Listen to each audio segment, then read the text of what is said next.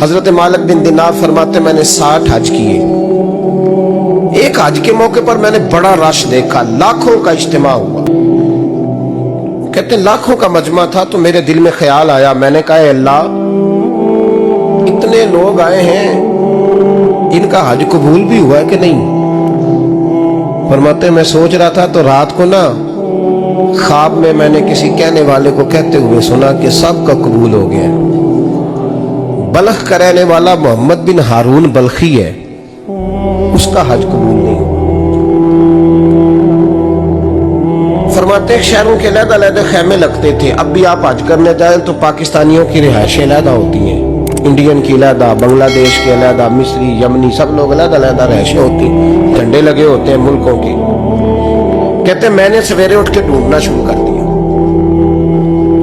ڈھونڈتا ہوں وہ بندہ ملے. کہتے ہیں جہاں بلخ شہر کے لوگ رہتے تھے وہاں چلا گیا تو میں نے لوگوں سے پوچھا تم میں محمد بن ہارون بلخی کون ہے؟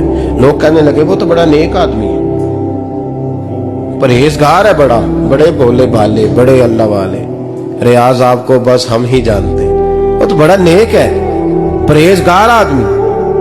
میں نے کہا اچھا کہاں ہے؟ انہوں نے کہا پہاڑ کے پیچھے اس نے خیمہ لگایا ہوا ہے, ساری رات عبادت کرتا ہے, سارا دن روزہ رکھتا ہے, قائم اللیل ہے, صائم الدہر ہے. کیا بات؟ فرماتے ہیں میں ان لوگوں کی بات سن کے حیران ہو گیا کہ مجھے کیا بتایا گیا, یہ کیا کہہ رہے ہیں؟ فرماتے ہیں میں پہاڑ کے پیچھے گیا. حضرت مالک بن دینار علیہ رحمہ فرماتے ہیں جب میں وہاں پہنچا تو میں نے اس شخص کو مصلی پہ بیٹھے دیکھا. کثرت عبادت کے آثار اس کے وجود پر نظر آ رہے. سیدھا بازو اس کا کٹا ہوا تھا. فرماتے 2 رکعتیں مکمل کر کے نا میں نے اسے السلام علیکم کہا تو مجھے کہنے لگا وعلیکم السلام, آپ مالک بن دینار ہیں؟ میں نے کہا بڑی اس کی فراست ہے. فرماتے پھر اس نے ٹھنڈی سانس لی, کہنے لگا آپ کو خواب آئی ہوگی کہ میرا حج قبول نہیں ہوا. فرماتے ہیں مجھ پر اور بجلی گری کہ کیا کہہ رہا. میں نے کہا یار لوگ بھی تیری تعریف کر رہے ہیں اور تیری بصیرت بھی بڑی ہے, تو یہ ماجرا کیا ہے؟ کہنے لگا آپ نہ پوچھیں. یہ کہہ کے اس نے رونا شروع کیا, دیر تک روتا رہا. میں نے کہا نہیں یار تو بتا. کہنے لگا نہیں آپ نہ پوچھیں, آپ ناراض ہو گئے. میں نے کہا میں نہیں ہوتا, تو بولنا. کہنے لگا حضور 24 سال ہو گئے مجھے حج کرتے ہوئے, 24 سال, 24واں حج ہے میرا, اور ہر سال کوئی اللہ کا ولی آ کے بتاتا ہے کہ جا چلا جا تیرا کوئی نہیں قبول ہوا. کہتے ہیں اس نے مجھے کہا حضور 24واں حج ہے, ہر سال کوئی بتاتا ہے. میں نے کہا تیری غلطی. کہنے لگا میں اپنی ماں کا نافرمان.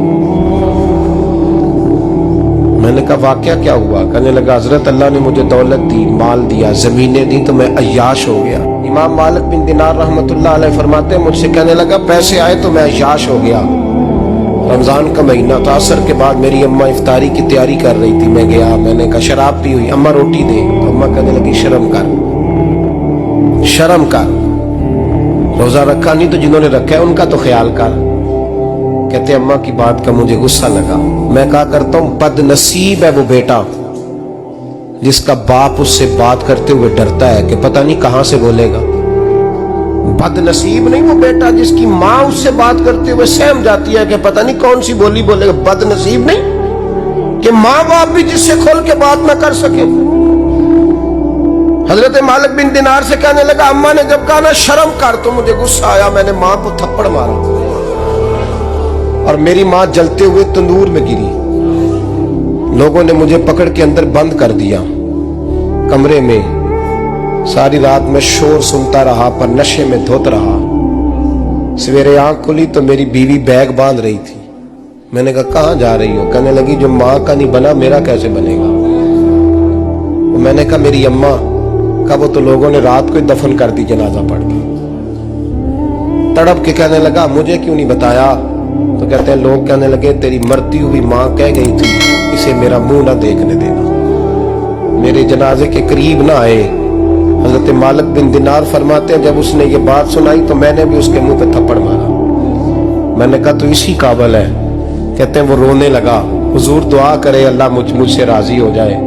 کہنے لگا جب ماں کی انتقال کی خبر ملی تو میں نے کلاڑی لے کے وہ ہاتھ کاٹ دیا جس سے ماں کو مارا تھا.